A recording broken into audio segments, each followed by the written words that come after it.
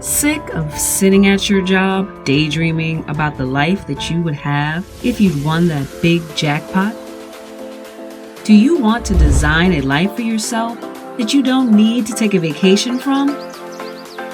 Do you have a vision for your life that you just don't know how to make a reality?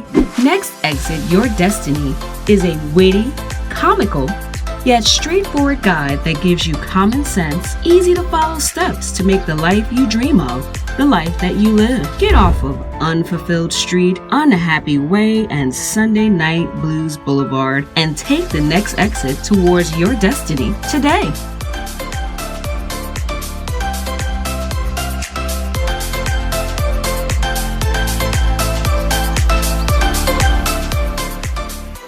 Welcome back to Dream Building 101. I'm your host, Dr. Ebony Potts, author of Next Exit Your Destiny, taking the road towards the life of your dreams. And as a part of my book release, I did want to speak with different individuals in different areas, different career paths, to help people to have concrete examples of how they can get on the path to their best life. And today I have the esteemed pleasure of interviewing Miss, who I knew as Miss Bryan, but her name is Miss Pitts. How you doing today, ma'am? I'm doing well. How are you? Good morning. I'm doing well. How about you tell everyone who you are, what you do, what titles you hold, and tell a little bit about yourself. Okay, my name is Lorlesha Pitts. I currently work at Andrew Jackson High School, where I've been for the last 11 years. I started off as the Algebra 1 teacher. I am currently the Dean of Students, and I also help support in the math department as their math coach. So she's being modest. She is actually the best. I still talk about her. She doesn't even know that, but she is the best math teacher that I, as an administrator, have had the pleasure of observing. And I'm sure that her students would attest to that as well. Just phenomenal as far as connecting with students, making sure that they understand that material, especially algebra, which for some adults still gives nightmares. But again, she is just like literally the best math teacher. And I've been in education for almost 20 years, the best math teacher I've ever observed. So do not pay attention to her modesty with that one, okay, for sure. So again, my first introduction to you actually was not to you, it was an introduction to your story, which we'll kind of get to in just a moment. But we'll talk more about that once we talk about obstacles and hurdles along your path. But before we get there, what kind of led you to the path that you're on at this time? How did you get there? It's funny that you asked me that. I get asked that all the time, and the answer I have is I really don't know. I had this preconceived notion that once you graduate and you get your degree, finding a job will be easy. And I'm like, okay, that's all I got to do. I fought hard to, get that degree through many. Where did you go to school? Where did you get your undergrad degree? So I graduated from Edward Waters College. I started my career path at Northeastern Illinois, where I had a Division I basketball scholarship. And then I got a scholarship to come down here to EWC, where I love and truly had an amazing experience. And that's where I earned my degree. I got a degree in math. And again, I just was like, okay, I just needed a degree. I love math. And I just wanted to get a degree because, again, everyone told me that once you get this degree, it should be easy to find a job. And yeah, let's just say that was not the case. So I started off with trying to apply to be an accountant. Low-level engineer, anything dealing with math and hands-on, and could not find the job because I didn't have the experience. And so I was like discouraged until one of my close friends at the time told me that they were having a teacher fair. And I was like, okay, I guess I'll go to that. And so I went, and I had several principals, reach out to me to say, hey, why don't you come over here and teach with us? I remember being on hold waiting for Sandalwood to give me that go ahead. I was like, okay, I'm gonna wait for them. And then I interviewed with Matthew Gilbert while I was waiting, and me and the principal at the time made the connection. And I started my career off at Matthew Gilbert, where I taught there for 4 years in the inner city school, and took my talents to Andrew Jackson High School. All right, LeBron. So, again, those of you that are not familiar with the Jacksonville Orange Park, all of that Duval area, and Matthew Gilbert is a middle school. So that's where you started. Yep. Okay. All right. So how did fear, because I'm sure that once you got out of school and people were telling you, hey, get your degree, you'll just get a job, and that wasn't happening for you. How did fear enter into your mind? How did you overcome it? What was that like when things were not exactly lining up for you the way that you thought? You feel like giving up. You go through, well, I should just go do this, I should go do that. But then, you just keep looking. I just kept trying to see what was it. And me not knowing this at the time, God was leading my path to teaching, to education. And then the fear didn't stop there. I wasn't an educational major. I didn't know if the kids would accept me. I didn't know how to teach math. I know math. I love math. I can do math, some math in my sleep. But being able to teach it and get someone to understand the processes that you're going through in your thought process, it was very fearful. And then once you get into this, I got into the setting and being around all of these educators, and they're speaking the language, they're speaking the lingo, and you're like, okay, what does that mean? It was very, very challenging to figure out, okay, well, where do I fit in? How do I fit in? And I just got to the point where I just started saying, I'm just going to be me. That's all I know how to be. I just know how to be Lorlesha, and most people know me as Tasha.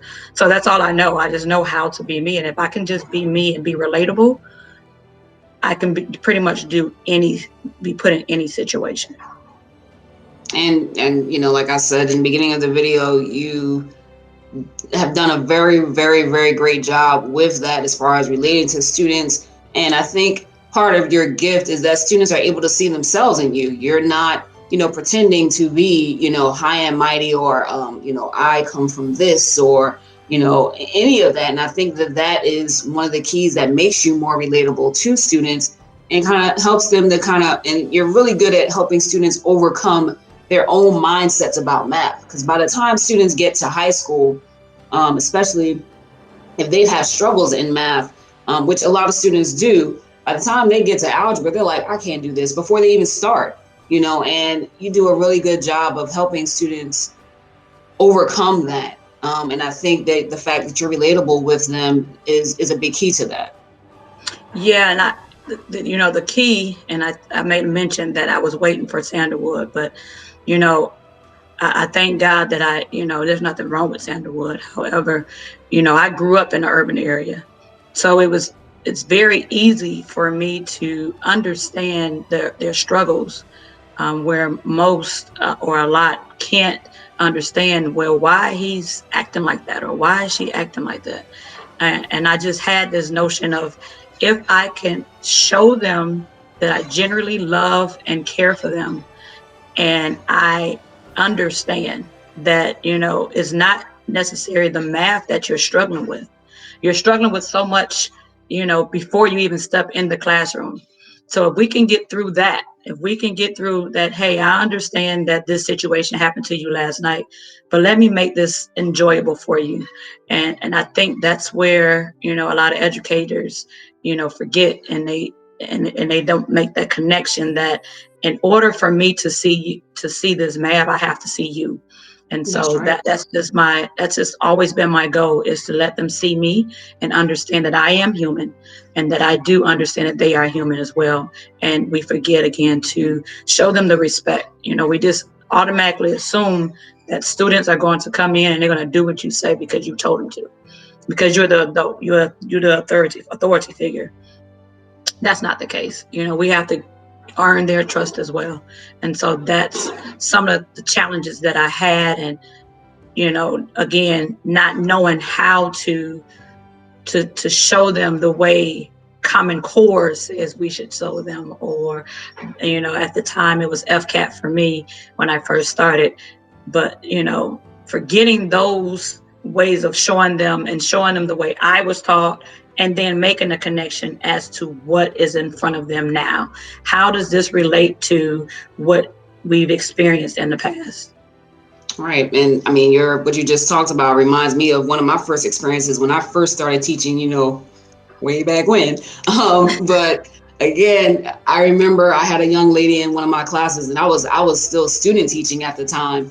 And I was on this young lady about completing, at the time, some worksheets that she had not completed. And I just could not understand why this young girl would not do her homework. She was very smart, very likable young lady. And when I finally actually took the time to speak to this young lady had 2 children at home. So, and her lights had just been turned out. So, I'm on her about 2 worksheets, and this girl doesn't have lights and has 2 kids to take care of. So again, making those connections, having those discussions with students, showing them that you care, goes a long, long, long way, which, as you know, of course. Absolutely. What kind of other hurdles and obstacles have you faced along your path, from obviously, starting school, from, getting your scholarship to where you are now? And like I said in the beginning of the video, I was not introduced to you. I was introduced to your story. And that was the first I heard of you when I first started as an assistant, or I wasn't an assistant principal when I first went to Andrew Jackson. I was an administrator. But when I first started along my path as an administrator, or in administration and education, I heard your story of this really phenomenal teacher who was out on leave, and the more I heard about it, and the students, they rallied around you, and you weren't even there. So speak about some of the obstacles perhaps that you faced before that, and what that experience was like, what it's taught you. Can you speak to everyone about that just a bit? So I remember going to Andrew Jackson High School and making the transition from middle school to high school, and just dealing with, this is a different age of kid. You're talking about the little, oh, hey, and now it's the, hey, what's up? And I'm like, oh, wait, I wasn't ready for that. So dealing with those challenges, and in the midst of dealing with those challenges, I began to have some chest pains. And so, of course, when you have chest pains, you're like, well, oh my goodness, I need to get that checked out. So I remember jumping up one night, set up, and I was like, I just can't take this pain anymore. So I rushed to Mayo. Don't know why particularly I chose Mayo. Mayo is at least 35 to 40 minutes away from the home that I was staying at the time.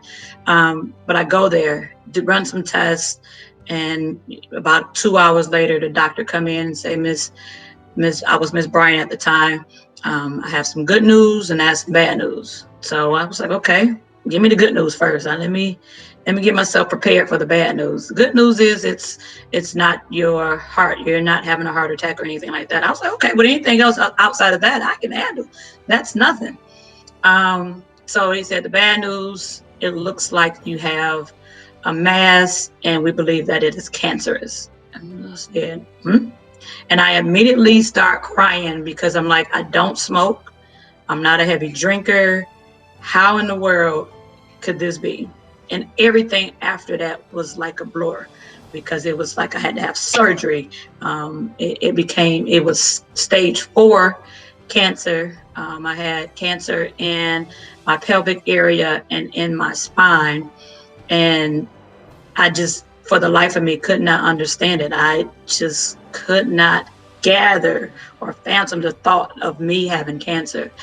So again, like I said, that from that moment, everything went, it's like my health just declined quickly. It was just like day after day, it was something. So I started having chemo. I lost all of my hair. I had to go on leave from work. And all I can think of, I'm going through cancer, and all I can think of is my students learning. Are my kids okay? And I remember feeling almost at my lowest point, and someone brought over a bag of cards, letters, I didn't do a great job with keeping up with those. I wish I would have. But just the outpour from my students of saying, we miss you, we love you, I can't wait to see you. I pray that you're well. I remember my basketball girls coming in, and oh, I was looking a hot mess. And they came in and they just loved on me and they were hugging on me. It was just it was that just what I needed at that moment, but I needed more. I begged. I remember at the time, my boss, my principal was Ironetta Wright, and I remember begging her, "Can I please come back to work?" And she was, "Nope, not yet. And Nope, I not yet." remember you showing up. I remember you So showing up and her I ushering you right back out the door. I did, and I also after the doors were closed, I would sneak and go to basketball practice. And I remember just laying on the bleachers just to be in the atmosphere of my students. And I don't think, if I did not have the opportunity to just sit and see my students, I don't know where I would be. Of course, I had my family. Of course, I had my son, and I was fighting for them. Of course, that was the in the forefront of my mind, but I needed something extra. I needed some motivation, and me going back to school was my motivation.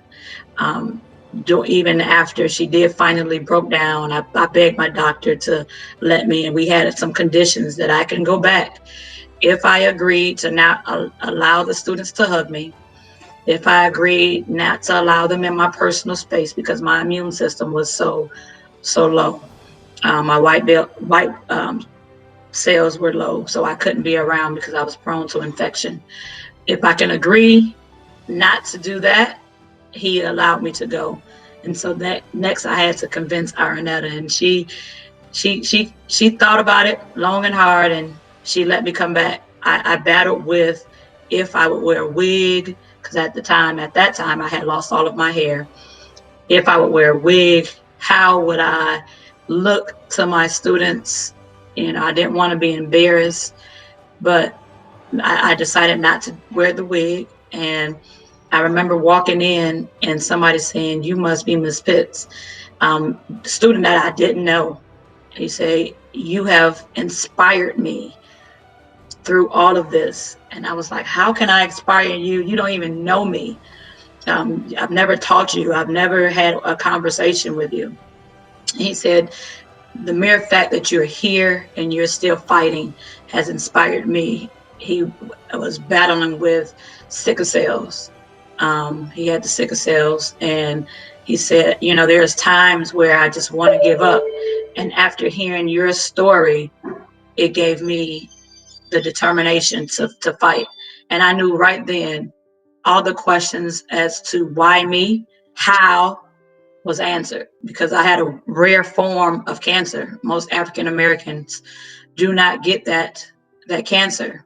And I was just like, how and why? And that day, that answered my question. My question as to, it's not for you. Your strength needs to be able to be shown so others can fight.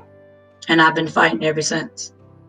And like I said, that's how I got to know who you were, and your reputation and the love of the students is what preceded you before I even actually knew who you were, before I was able to put a face to this person that the kids were so attached to and so ecstatic about coming back to Andrew Jackson. So that's also the reason why I wanted to make sure that you were a part of this series, because the fight in you is inspiring. It's inspiring to me, it's inspiring to the students as well. So again, it's a service to Duval County schools and many others that you won that fight, and I'm very proud of you, very proud of you. Thank you. And I'm still fighting. I deal with a lot of things that people don't understand or don't know. For instance, my hair never fully grew back. And so I used to, hide that, I can't get my hair to grow back. And so I would wear the weaves, I would wear, different things on my head. And I just recently decided that I am me. This is who I am. So I'm going to wear my natural, regardless of, I have spots where I don't have hair. Regardless of how I get looked at, as what's wrong with her? I'm going to continue to be me. And I think once people understand, everybody's story and challenges are not the same. You have people that are fighting battles in silence. And, I make this look easy where, some days my body is aching and, they told me that my back I would probably always have back issues, and I do, but I don't show it. So I just want to continue to encourage people to, no matter what your struggles are, no matter what you're battling, just continue to fight. Live each day as it is your last, and in that process, encourage someone else. And so that's what I live off of. That's awesome advice. Awesome advice. If you could speak to someone out there who might just be getting on their path or changing careers, or, might be fearful as to what is next, what would you say to them? I would say definitely do some soul searching and figure out who you are and what is your purpose. Whatever your purpose is, if you continue to push that, everything else will fall into place. I didn't grow up saying I wanted to be a teacher. Did not. I couldn't stand teachers. I'll be honest with you. I hated school to a certain extent because it's so long and drawn out sometimes. But find your purpose and find your passion. I do this because this is my passion. I love making an impact on others. Whatever your passion is, keep fighting. Don't give up. Don't let anyone tell you that you're not good enough. Don't let anyone tell you that you should not. No matter how small your dreams may be to someone else, keep pushing. And, that's all I can continue to tell you to do. No matter what it is, find your purpose and live in it. Awesome. Awesome advice. Where can anyone who is watching see you in action? I know that right now you're in the midst of basketball season, and you have some other things going on. So if someone wants to get in contact with you, or, is inspired by your story and wants to help support some of the things that you are doing at this time, how can they reach you? So I am a certified health and life coach. I'm not doing that obviously right now because I am in the midst of basketball season. And again, I don't know how to do anything. So I give that my full attention right now. But I have not had the time I just finished my life coaching certification. So have not had the time to set up my website. But if you would like to get in touch with me, you can reach me via email. My school email is pittsl, pittsl, at duvalschools.org. My wife she's also a certified health and life coach, and she already has hers set up. So I will have my website set up soon, but hers is nsfconsulting.org. If you would like to visit her site, we will be partnering together as we both are health and life coaches. Awesome, awesome, awesome. Well, again, thank you so much for your time. I know that your story, again, just being a little closer than obviously someone watching to your story has been inspiring to me, as it has been to others. So I know that some of the information that you gave today will help someone along their path. And I appreciate your time. Thank you so much. Thank you for considering me. When you sent me the email saying you wanted to interview me, I was like, me? Because I don't really talk about my story because I just live through my struggles and keep it moving and prepare for the next one. So thank you for inviting me. I don't think I've ever spoken to anyone this intimately. So thank you. Thank you so much. And if you guys liked what you saw today, go ahead and hit that subscribe and like button to make sure that you are queued up for our next inspiring story to get you on the path to your best life. Thank you so much, everybody. and have a great day.